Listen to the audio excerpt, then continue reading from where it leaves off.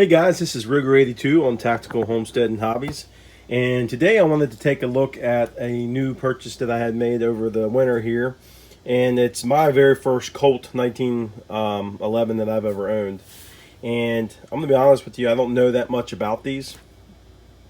I've only owned a handful of 1911s, and Colt was always like that premium name that you've always wanted as a kid growing up, because you've just heard so many stories about, Colt 1911s and the wars and World War II, and just you see it in the movies, and you're like, man, I want a Colt, and there's so many different variables with Colts and different qualities of Colts and when Colts were made and certain stuff like that. And I am by all means no expert, but I did want to share my Colt with you, and please give me your comments on what you know about them, and what you think about this one and its value, and whether or not it's a good Colt or not, because I've heard stories from many people that the current production Colts are nothing like they were back in the day.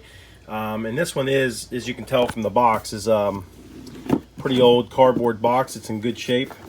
And the gentleman I got this from said that he got it from a lady who said it had never been shot. So I did take it out and fire it just to make sure it worked, and it ran pretty smooth. But this is it here. Check it, make sure it is clear. No magazine in it. And this is a Colt M1991 A1. And from what I understand about these is that, back when Colt came out, or the original Browning design in 1911, I guess in the late 20s they had changed some certain things about them. Now, I don't know everything about the changes. I think something had to do with the trigger, the size of the trigger here, and something with the angle of the grip down here. But the 1991 edition was supposed to be kind of like a throwback to the original 1911 design. It is a Series 80, which what I also know about that, which is very little, but is apparently the 70 series. There were some things out there. Well, if you have it cocked and locked, that there's a possibility that if you dropped it, it could go off. Well, the Series 80s has got a mechanism in here that the trigger has to be pulled back out of the way for the firing pin to actually strike the bullet, regardless of the position of the hammer. So it can't really go off without that trigger pull. I've heard some guys like that, some don't. I have not owned that many 1911s, never owned a Colt, so couldn't tell you one way or the other. But if it's help proven safety, then I'm all for it. Again, just a good looking gun. I don't know how it compares to modern day Colts like today, and even the ones that were made back in the war. Obviously, the ones that were made back in World War II are pretty awesome historically, and they have some awesome value because of that. But as far as functionality, these may be just as good, maybe better, not really sure. But this thing came originally, with the Colt lock and the instruction manual and everything, and it originally had these black Colt rubberized grips, and they feel good. They're nice to shoot. I did shoot these when I shot this gun. These were originally on it, but I just thought these rosewood US grips just really set this gun off and just made it look so much better. It is just a good looking gun.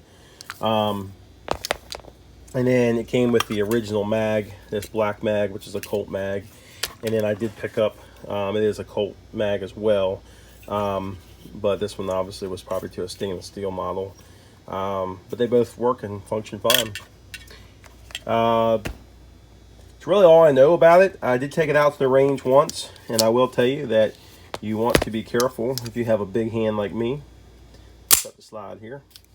The dovetail on this one is not real big, and with my big hands, as you can tell, the very first time I shot this, the slide came back and pinched the fire out of me. It drew blood and everything, so just be careful.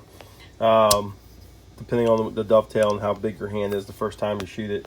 Once you do it once, you'll learn and kind of lock up and make sure you're up underneath there. I don't think I'm going to keep this gun long in my collection. I've always wanted a nice 1911, which I think that this is. But however, I did pick up a Smith & Wesson E-Series that is just sweet. The thing shoots phenomenal.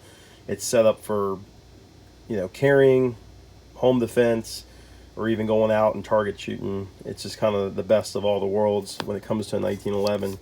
And I'll do a review on that later and do some range time. But this is a very beautiful gun. It is very, it would be great to carry if you wanted to carry a 1911. It'd be so great for home defense.